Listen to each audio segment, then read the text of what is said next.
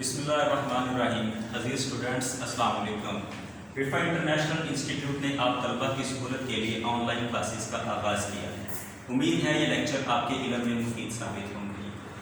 طلبہ و طالبات، آج کا جو ہمارا سبجیکٹ ہے اردو ہے، اور اردو میں ہم نے گزشتہ لیکچر میں بیان کیا تھا کہ علم بیان کیا ہے. علم بیان کی دو شاخیں جو ہم نے اپنے سلیبس میں پڑھنی ہیں، ان میں سے ایک تشریح ہے اور ایک استعارہ ہے. تشریح کو گزشتہ لیکچر میں ہم بیان کر چکے ہیں کہ تشریح سے مراد یہ ہے کہ جب ہم کسی ایک چیز کو دوسری چیز جیسا کہتے ہیں اور ان میں کوئی قدر مشترک ہوتی ہے تو اسے ہم علم بیان کی روح سے تشریح کہتے ہیں. استعارہ سے کیا مراد ہے، یہ آج کے ہم اپنے لیکچر میں پڑھیں گے. استعارہ کا لفظی معنی کیا ہے؟ استعارہ کا لفظی معنی ہوتا ہے ادھار لینا یا مستعار لینا. علم بیان کی تعریف کے حوالے سے اگر ہم بات کریں تو علم بیان کیا ہے کہ شاعر جب اپنے کلام میں لفظی طور پر خوبصورتی پیدا کرنے کی کوشش کرتا ہے تو اسے علم بیان کہتے ہیں. لفظی خوبصورتی سے کیا مراد ہے کہ جیسے ایک شعر ہے کہ بنا کے چاند میں صورت تیری پانی میں تیرا عکس دیکھیں گے، پھر ذرا سا پانی کو ہلا کے رات بھر تیرا رقص دیکھیں گے. تو یہ لفظی طور پہ ہمیں جو شعر اٹریکٹ کرتے ہیں، یہ گزشتہ لیکچر میں بھی مثال دے چکا ہوں. تو لفظی طور پہ جو شعر اٹریکٹ کرتے ہیں، اچھے لگتے ہیں، بھلے لگتے ہیں، وہ جو ہے ان کے پیچھے جو کار فرما ہوتا ہے وہ علم بیان ہوتا ہے. اس کے اندر تشریح ہوتی ہے، استعارہ ہوتا ہے، کنایا ہوتا ہے، مجاز مرسل ہوتا ہے. لیکن کنایا اور مجاز مرسل ہمارے سلیبس میں شامل نہیں، اس لیے ہم تشریح اور استعارہ کو ہی ڈسکس کریں گے. عزیز اسٹوڈنٹس، استعارہ کیا ہے؟ استعارہ کو جاننے کے لیے سب سے پہلے آپ کو میں بتا دوں کہ استعارہ جو ہے یہ عربی زبان کا لفظ ہے. عربی زبان میں استعارہ کا کیا معنی ہوتا ہے؟ مستعار لینا یا ادھار لینا. کسی سے جب ہم کوئی چیز بورو کرتے ہیں، ادھار کرتے ہیں، تو اسے استعارہ کہتے ہیں. استعارہ کے 3 ارکان ہوتے ہیں.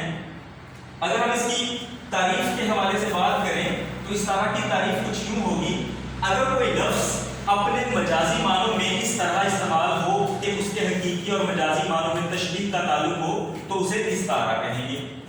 اس کو سادہ الفاظ میں بیان یوں کروں گا کہ جس طرح ہم نے تشبیہ میں ایک مثال دی تھی کہ دلہن چاند جیسی خوبصورت ہے یا بچہ شیر کی طرح بہادر ہے، تو وہ جو کی طرح کا لفظ ہے یعنی ادات تشبیہ جو ہیں، حروف تشبیہ جو ہیں، ان سے ظاہر ہوتا ہے کہ ان میں تشبیہ کا ایک تعلق موجود ہے.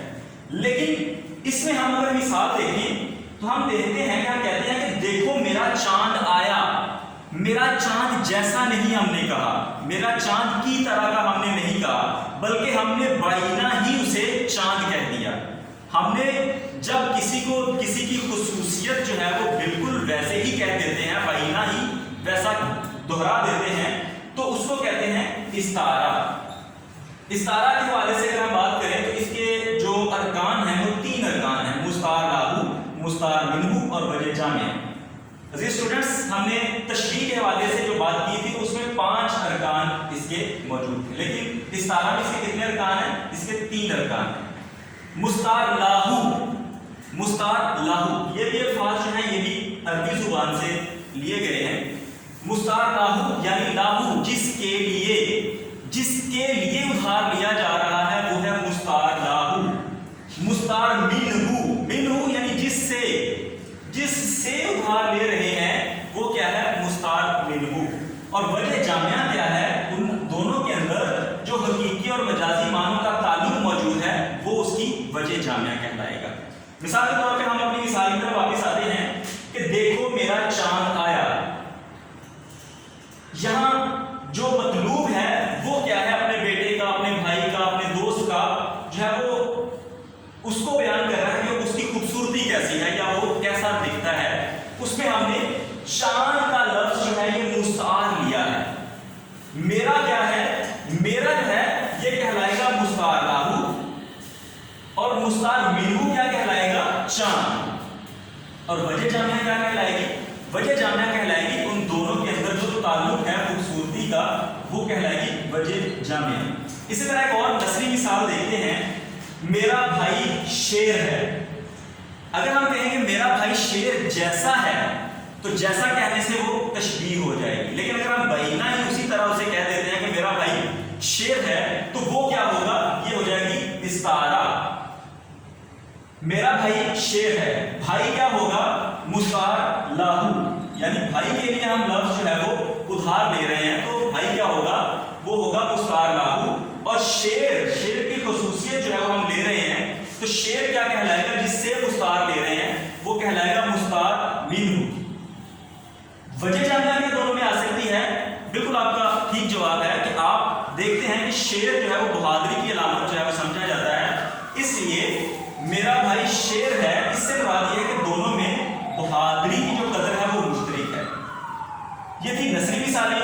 अगर आप इसकी शेरी मिसालों की तरफ चलें तो वहां पे मिसाल है कि पलकों से गिर ना जाएं ये मोती संभाल लो, दुनिया के पास देखने वाली नजर कहां। तो यहाँ पे अजीज तलबा और तालिबात इस्तारा क्या है, पलकों से गिर ना जाएं ये मोती। मोती जो है वो पलकों से नहीं गिरते, आंखों से गिरते हैं, पलकों से गिरते हैं आंसू। अब आंसुओं को मोती क्यों कहा गया है, क्योंकि मोती कीमती होते हैं, जो जवाहर है वो कीमती होते हैं, और जो आंखों से बहने वाले आंसू के कतरे हैं वो भी कीमती होते हैं। इसलिए उन आंसुओं के कतरों को, उन पलकों से गिरने वाले जो आंसू हैं उनको मोती कहा गया है। तो यहाँ पे मोती जैसा नहीं कहा, बैना मोती ही कहा है, तो ये हो जाएगा इस्तारा। दुनिया के पास देखने वाली नजर कहां, कि जो तुम्हारी आंखों के मोती हैं, तुम्हारी आंखों में जो बहने वाले जो आंसू हैं, उनकी कीमत मोतियों से कम नहीं, हीरे जवाहरात से कम नहीं, लेकिन जिनके सामने तुम रो रहे हो उनके पास उसकी कदर नहीं है। तो अपने आंसू जो है वो बिला वजह जाया मत करो। तो स्टूडेंट्स हम देखते हैं कि इसमें मुस्तार लाहू क्या होगा। मुस्तार लाहू में क्या होता है कि जिसके लिए उधार लिया जा रहा है उसके लिए पलकों से गिरने वाले मोती यानी महबूब जो है वो इसमें मुस्तार लाहू कहलाएगा। उसके अलावा मुस्तार मिन्हु क्या है कि जिससे उधार लिया जा रहा है वो है मोती। महबूब के आंसू कह सकते हैं हम इसमें, मोती जो है वो उधार लिए जा रहे हैं। और वजह जामिया क्या है, उनकी अहमियत, उनकी कदर व मंजिलत, उनकी जो कदर है वो जो है उनकी वजह जामिया कहलाती है। इसी तरह एक और शेर की मिसाल की तरफ आते हैं कि कहते हैं कि पत्ता पत्ता बूटा बूटा हाल हमारा जाने है, जाने ना जाने गुल ही ना जाने बात तो सारा जाने है। पत्ता पत्ता बूटा बूटा हाल हमारा जाने है, यानी एक एक पत्ता एक एक बूटा हमारा हाल जानता है, हमारे दिल की कैफियत को समझता है कि हम जिस दर्द से, जिस परेशानी से, जिस जो है वो कंडीशन से गुजर रहे हैं, पूरे बात का पत्ता पत्ता बूटा बूटा जानता है। पत्ता पत्ता बूटा बूटा से मुराद है कि हर हमारे आसपास के जो मुआशरे के तमाम छोटे बड़े लोग हैं वो हमारी दिली कैफियत को समझते हैं, हमारे दोस्त अहबाब जो हैं वो भी उस कैफियत को समझते हैं। सारे पत्ता पत्ता बूटा बूटा से मुराद है कि छोटे से छोटा, बड़े से बड़ा, हर फर्द जो है वो हमारे दिल की कैफियत समझता है। तो फिर मसला क्या है, मसला ये है जाने ना जाने गुल ही ना जाने बात तो सारा जाने है कि जो गुल है, जो फूल है, उसको असल में हमने दिखाना कि हमारी कैफियत क्या है। सिर्फ वो नहीं जानता, बाग तो सारा जानता है कि पत्ता पत्ता बूटा बूटा, छोटी से छोटी, बड़ी से बड़ी, हर गुल, हर शाख, हर टहनी, हर जो कोंपल है वो हमारे दिल की कैफियत को समझती है।